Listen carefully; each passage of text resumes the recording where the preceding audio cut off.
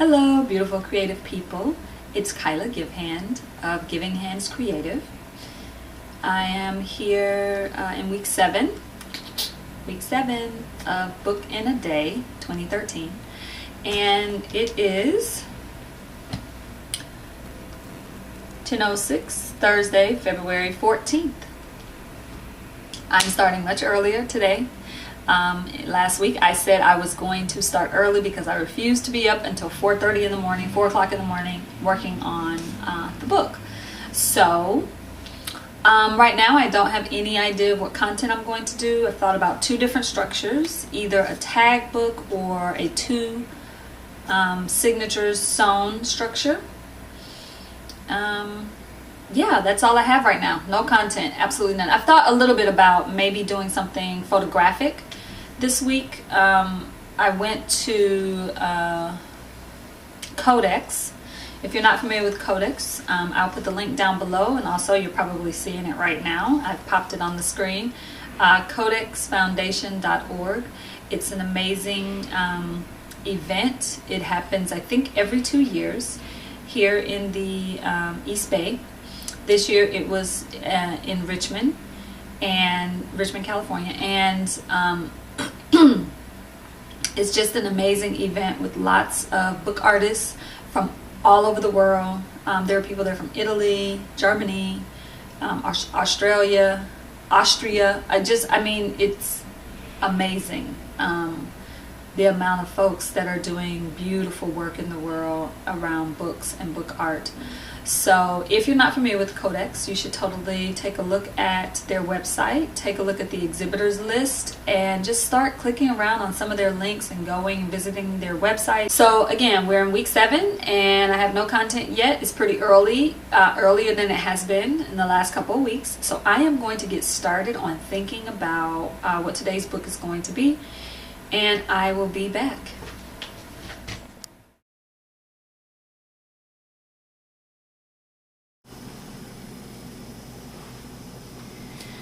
Okay, I'm back, and I would really like to be able to say that it is not 2 in the morning, but unfortunately it is. Let's see, let's give it a chance to focus. There we go. 2:28 in the morning. And even though I started early, today was an interesting day in terms of content. I think I had way too many ideas, which was the problem, and I had a hard time narrowing it down. And for some reason I really yeah, I don't know, I had a hard time narrowing it down. So I started to just write a little bit about books that had inspired me at Codex. I talked about Codex earlier. And one of the books is actually the book The Indistinguishable Bones by my friend Lyle Harris. She's on the Ning group and she has photos up there. So if you're in the Book in a Day group, you can actually see her photos of that particular book. And it's I actually got to see it at Codex and hold it and flip through it and read it. And it's just an amazingly wonderful book. It's very haunting, actually. At least I found it haunting. The images are black and white, and they're of these really old gravestones in Italy. And it just, her conversation, the text talking to the images is just really beautiful, and also very I don't know, it has an eerie quality to it, but not in a scary way. So anyway, you can see images of her book. And so that book really inspired me, had me thinking a lot about just black and white. I love and adore black and white photos. So it started me thinking, and I thought, okay, how can I do something that is a little bit in conversation with Lyle's book. So this is where we are, and I'm in a different room in my house, so the lighting is really bad, so I'm sorry about the shadow. I'll just put that up there. Okay, so most of the work for this book has been done offline or off camera, because most of it was me. I have a ton of family photos, so I went through a lot of photos, and I just started kind of flipping through them to see if something would sort of jump out at me in terms of inspiration. And the thing that I kept focusing on was what was behind me in each of the pictures that I was in. And so, yeah, so that's kind of how this came about, that sort of organic moment where you are looking at one thing and something else keeps drawing your attention. And so every photo of me, something in the background kept pulling my attention, pulling my eyes there. So what I did is I scanned in some photographs and cropped the image that was behind me, and then I took the image, the cropped piece of the image, and distorted it in terms of like sizing. I made it really, really big, so it's super zoomed in, really, really close to it. And then I just sat down and wrote to those images in their distorted version, as opposed to the actual photograph. So it was actually a really interesting idea, and I probably will do it again for something else. I really enjoyed manipulating the photos in a way that allowed me to speak to it with text. So anyway, that's where we are. So I did go ahead and stick with the structure I talked about, the 2 signature pamphlet stitch. And so a lot of the work, like I said, was done offline. I took my images, and I'll just give you a quick view of some of them. So let me come back some. So images like this is a blanket that was behind me in a photograph, and I just really zoomed in on it and took one piece of the blanket, and then I made it black and white. This is a pair of pants that someone was wearing. So I zoomed in on those, and that person was standing behind me, and I guess I must have been kneeling because their pants were the thing right behind me in the image. This is a dress that one of my friends is wearing, my friend Erica, and she and I were taking a photo together, and she's slightly behind me and to the left in the photo, and her dress is the thing that I kept focusing on. And then these are curtains. So the images kind of go along in that fashion. I'll just flip that around. Okay. So the images go along in that fashion. The second signature is similar. There's the beach in Pensacola, Florida, where my hometown. Trees in my yard in Pensacola. So a lot of these photos were from my past. Actually, all of them are. This is actually an elevator, the button that you press to go up and down in the elevator. And then this one was wallpaper in the guest bedroom of the house I grew up in, which has just brought up so many other things looking at the photographs from that particular room. So that's for another book at another time, but yeah, so that's what this book, I really wanted to do something with black and white. So those are the signatures. The text is printed on a printer, just typed in Microsoft Word. This took me a good bit of time too. Once I had the text the way I wanted it, it took me a while to get it formatted properly so that the page size, just all the drama that comes along with trying to format something a special way in Microsoft Word, or any word processing program really. Okay, so then I really wanted to do black and white, so I took a piece of black Canson paper and measured it out, and I'll put all the measurements and everything on the name group with the materials list, and I scored my lines where I'm going to fold.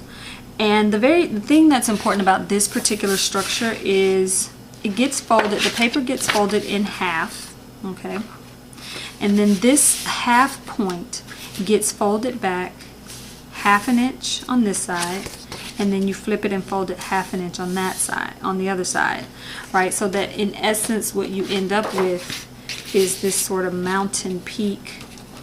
See if you can see that. See that sort of, can't get the angle right, sorry guys. Alright, so you get this mountain peak. And this is where the signatures get sewn in. One gets sewn in on this side and one on this side. And the way they get sewn in, and I'm actually going to do this part on camera because this is new. I didn't think you needed to see me doing things like folding signatures and using my bone folder. You've seen me do that 6 times at this point, so I figured you didn't need to see that part. But I did want to show how the book is put together, so I am going to go through the actual sewing of the book on camera, and I'll speed through it, but I'll show it. So I just want to talk through it really quickly. So one signature gets sewn in to one side of the peak, and the other signature get sewn into the other side, but they're sewn together to each other. So when let's find my middle point. Okay, when I sewed this book, I'm going to be sewing in through one side and coming out the other, and then going back in and coming out, so they will be sewn together. So in essence, when the book is done and closed properly, you will have these two will be sewn together. Okay, and I'm using black thread, so it's probably going to be super hard to see that, but I'm going to do it, you know, I'll zoom in and let you see it once I have it done. So let's go ahead, and I'm going to go ahead and do the sewing, and I'm just going to speed through this part. Obviously I'm going to use an awl to poke my holes first, and I am going to use clips because again these two have to be sewn in together, so they need to stay together as I'm sewing, which is the biggest challenge of this structure, is just making sure that your sewing doesn't get wonky because of needing that middle tab to be in place. Okay, so I'm going to speed through this part. Here we go.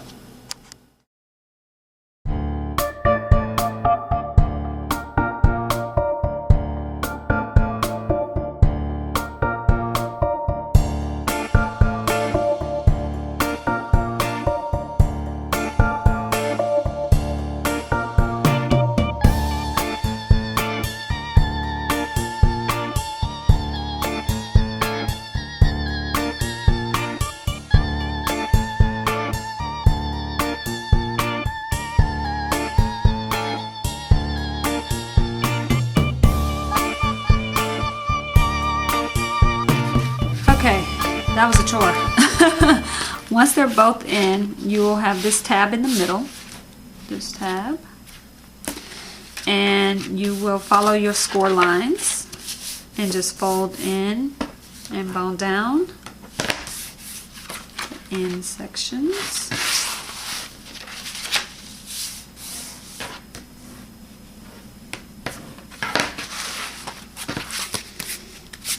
And your book is done. Okay, and I will zoom in here. I think you can, the camera will focus on it. You can see the little bit of the thread right there and here, and then in the center, right? And then inside the book, obviously, you have the tail, and then on the other side it'll just be a line because they're sewn in to the signature together. So this is a great structure that you can use for a variety of things. I am going to stick the glue on the title and the colophon, and I'll be right back. Okay, so it's finally done, and I've added the title. Come on, focus, focus camera. The things behind. There we go. The things behind. Yeah, book is done. I'm happy with how it turned out. The images, I think, really came out pretty good. The text is good. This is actually a book that I could edition it was once I got all the logistics taken care of, like determining page size and how to run it through my printer properly and cutting down paper by hand, one sheet at a time.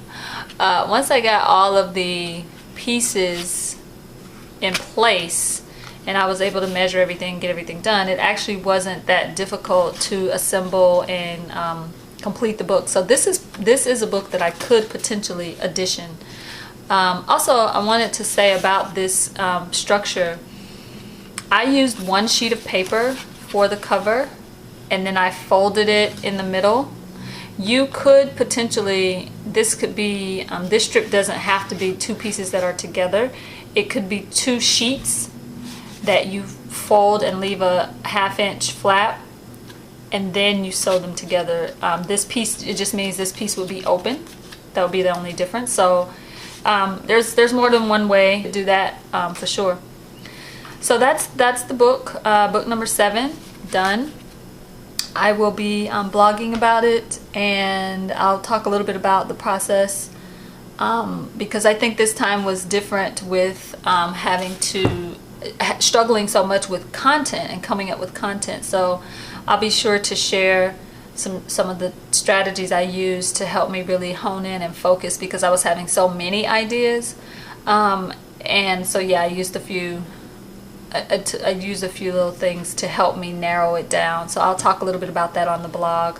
If you want to get the materials list and the dimensions for everything and see some additional photos, you can do that at the Ning site, givinghands.ning.com. And then the blog will be more like an artist statement. It's more like here's my process. It's the written version of the actual putting together of the book and what I encountered and things I would do differently, and just my general thoughts on the process and the book itself once it's finished, the process and the product. So please join me over at the blog, and the blog is givinghandscreative.blogspot.com. I'd love to have you follow me, and I look forward to next week's book, which may be happening on location. I will be traveling next week, so we will see what happens for Book in a Day number 8.